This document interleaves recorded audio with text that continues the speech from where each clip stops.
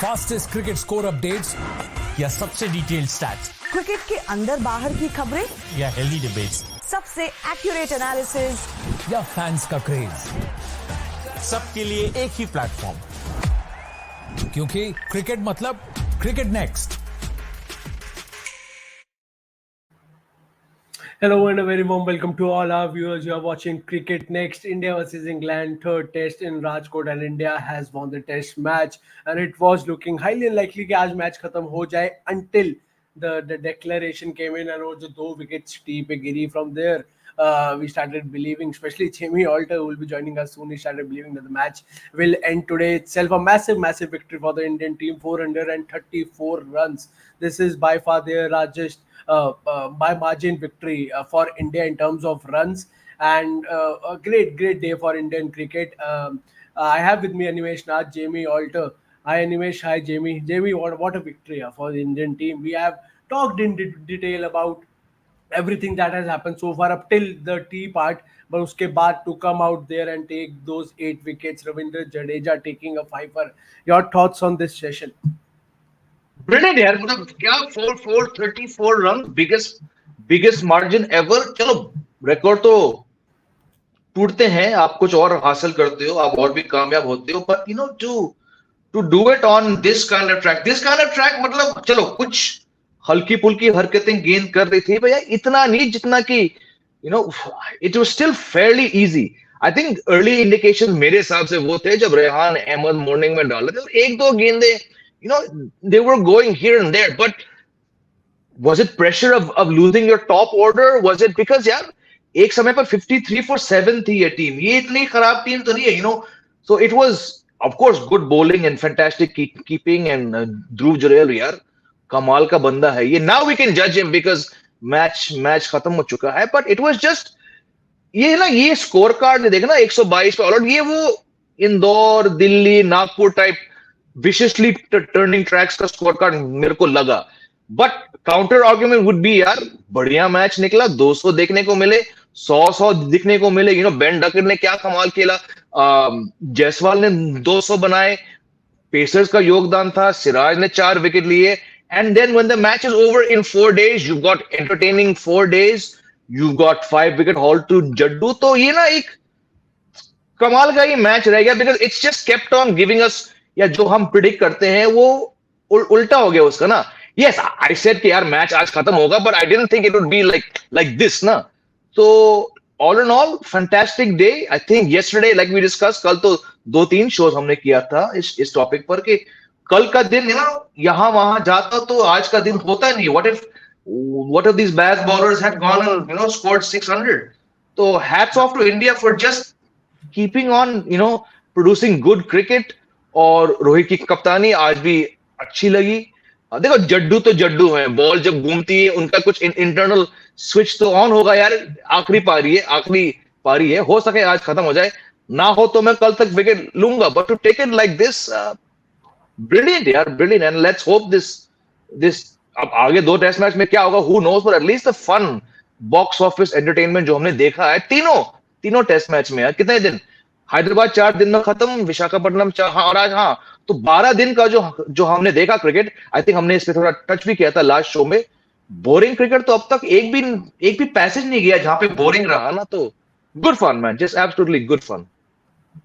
Absolutely amazing test match for the fans. And Animesh, chasing 500 plus is one thing, but then to get all out on 122 is completely another. That too also Mark Wood की मेहरबानी, नीचे आके उन्होंने 2, 4, 5, 6 इधर उधर लगा दिए तो 100 किसी तरह इंग्लैंड के टप गए.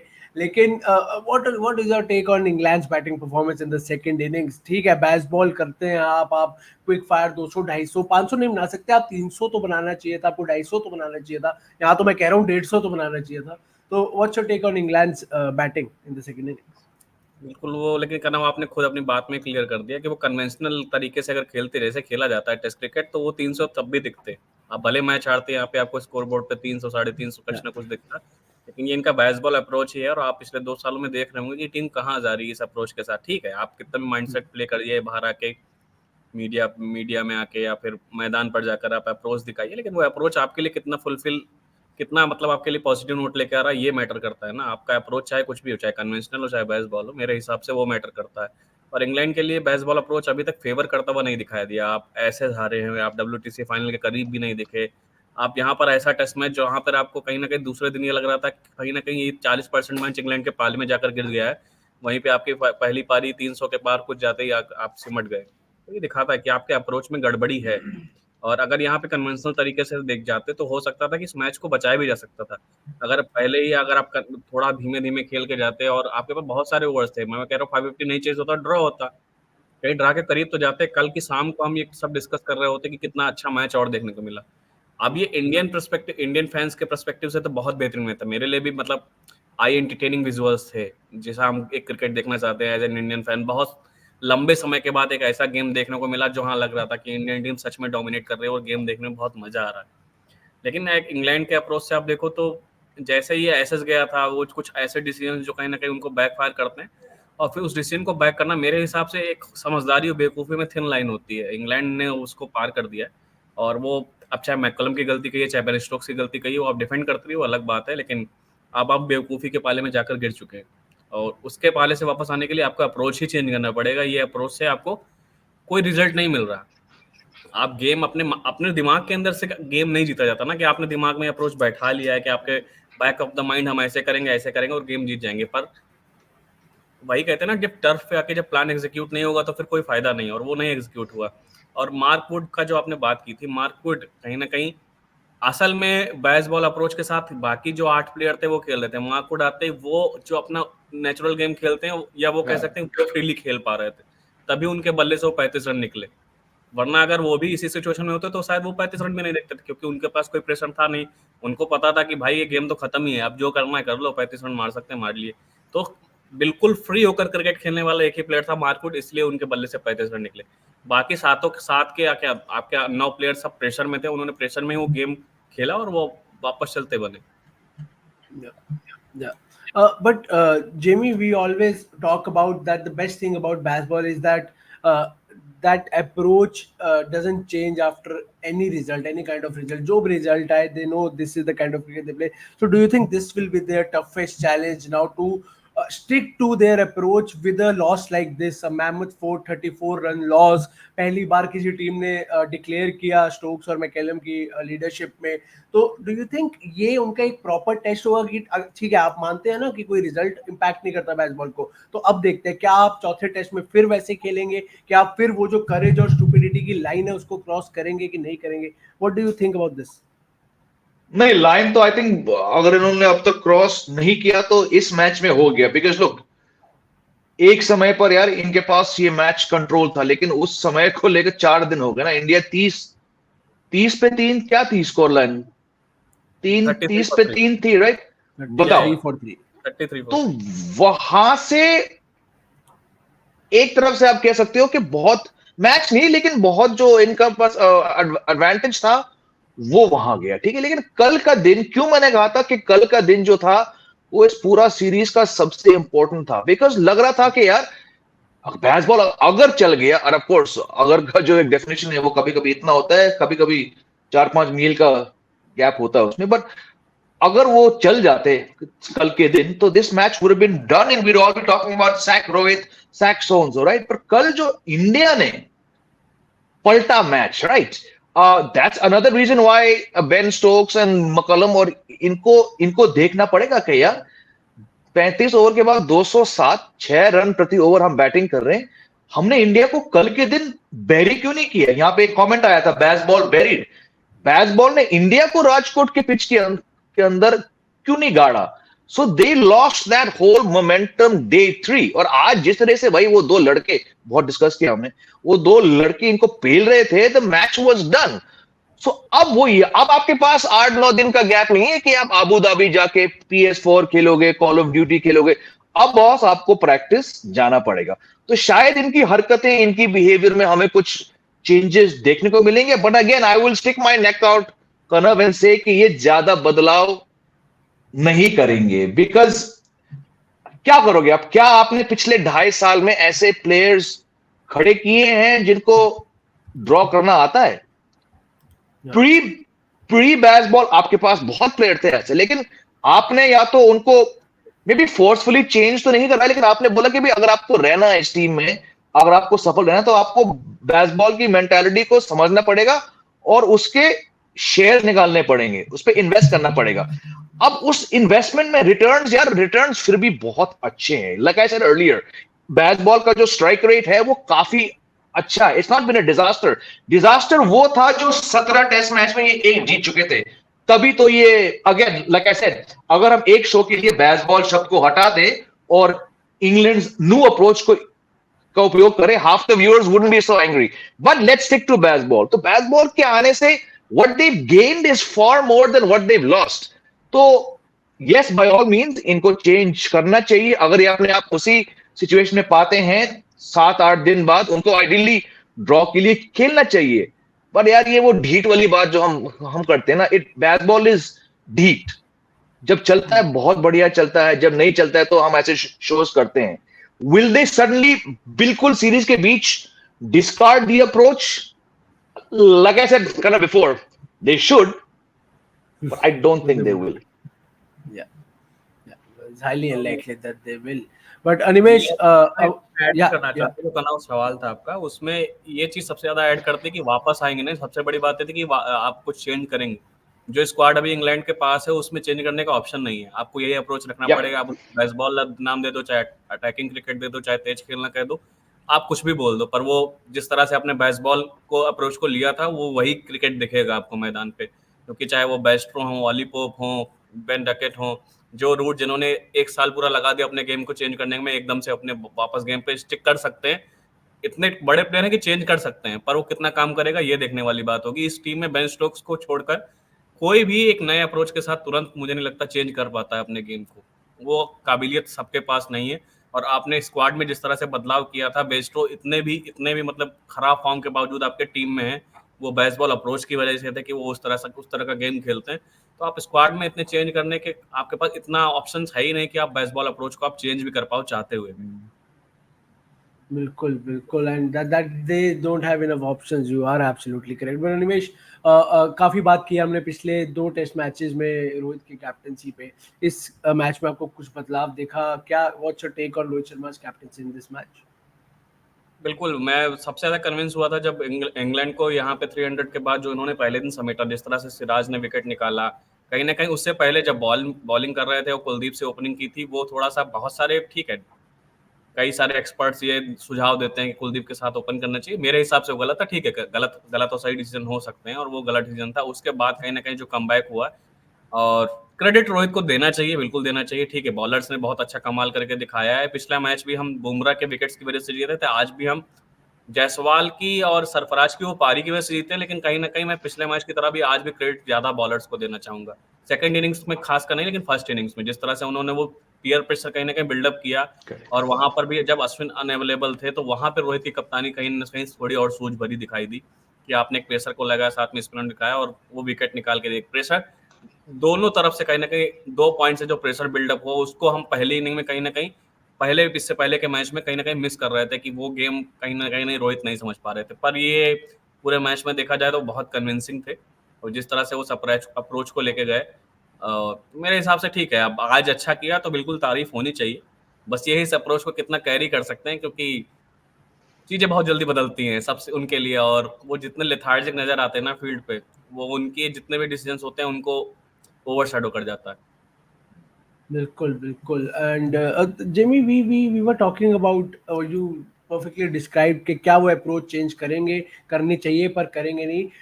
Do you think it would be safe to rule them out of the series right now? Because कोई और टीम होती, we would have thought इतनी बड़ी लॉस एक टीम की, आप विजिटिंग टीम हो, आप इंडियन सॉइल पे खेल रहे हो, इंडिया इतने सालों से सीरीज नहीं आ रही है।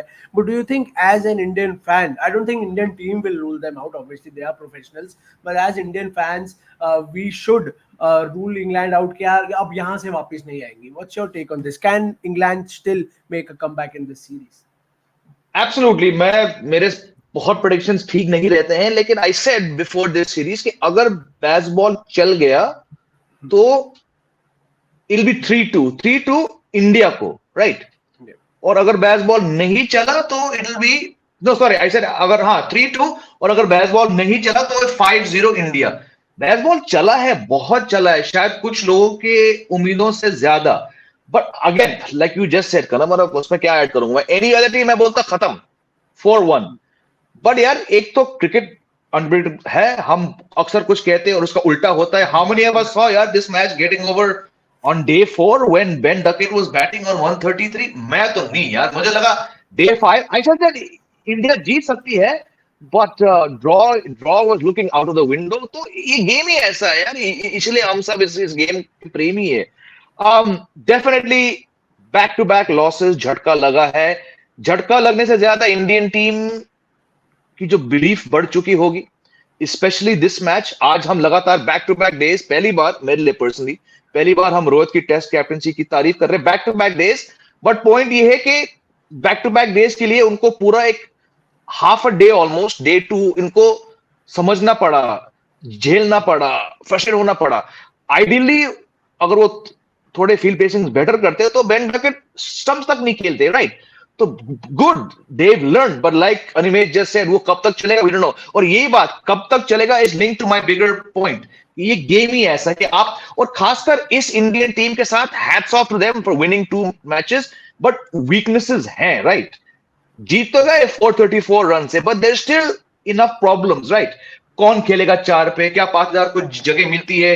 रोहित बहुत इनकंसिस्टेंट है, बहुत लोग कहेंगे अब 100 आ गया, अब अगले 10 पारी तक 50 तक नहीं पहुंचेंगे, and there is enough evidence to suggest कि वो इनकंसिस्टेंसी रहेगा। शुभमन गिल 100 डक 91, तो प्रॉब्लम्स हैं। but I would like to believe it will definitely go India's way. धर्मशाला वाला मैच वो जो है भाई, अब तक जो हमने जो देखा है उसके मुकाबले में आई थिंक कुछ नहीं है जो वहां पे होने वाला है। Ranchi, the key is Ranchi is next and Dharamshala is next. Ranchi is next, Dharamshala is last.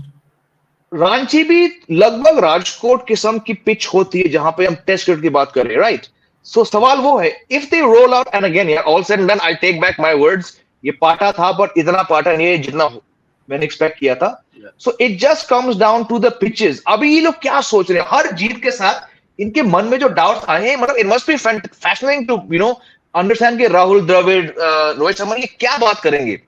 Rank Turner तो आई डोंट थिंक होगा।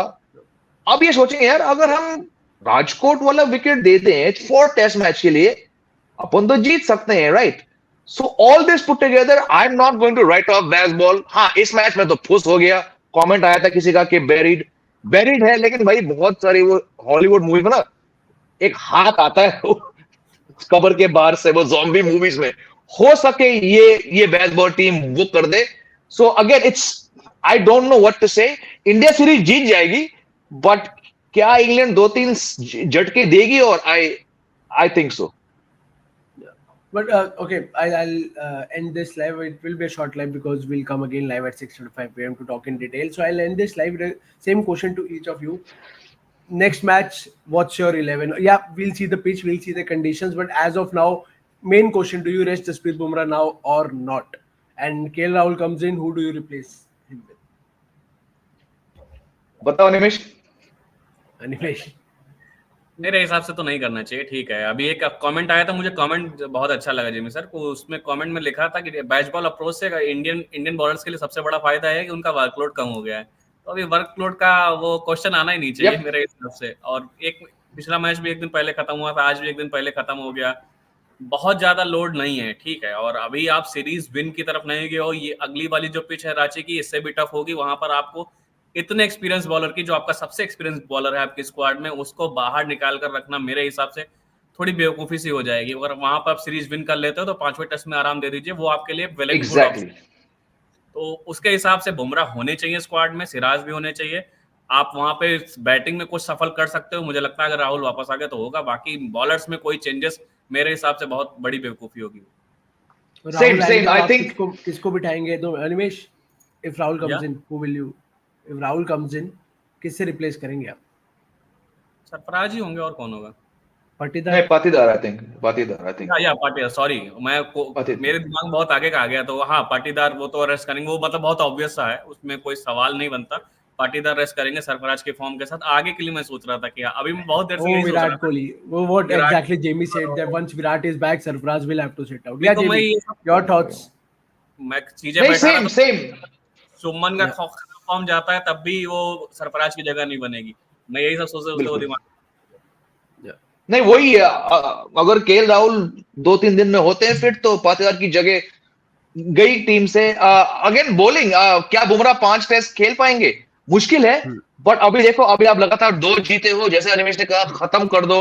और ना जितना भी हमने देखा है, कितना 2 टेस्ट मैच हुए धर्मशाला में कि एक ही हुआ है शायद, बहुत साल हो गए, 6-7 साल हो गए, बट वहां पे कुलदीप का योगदान बहुत था। सो आई थिंक अगर yes of course you can argue कि यार वहां पे पेसर की जरूरत पड़ेगी, बट क्या आपको बुमराह की जरूरत पड़ेगी वहां पे?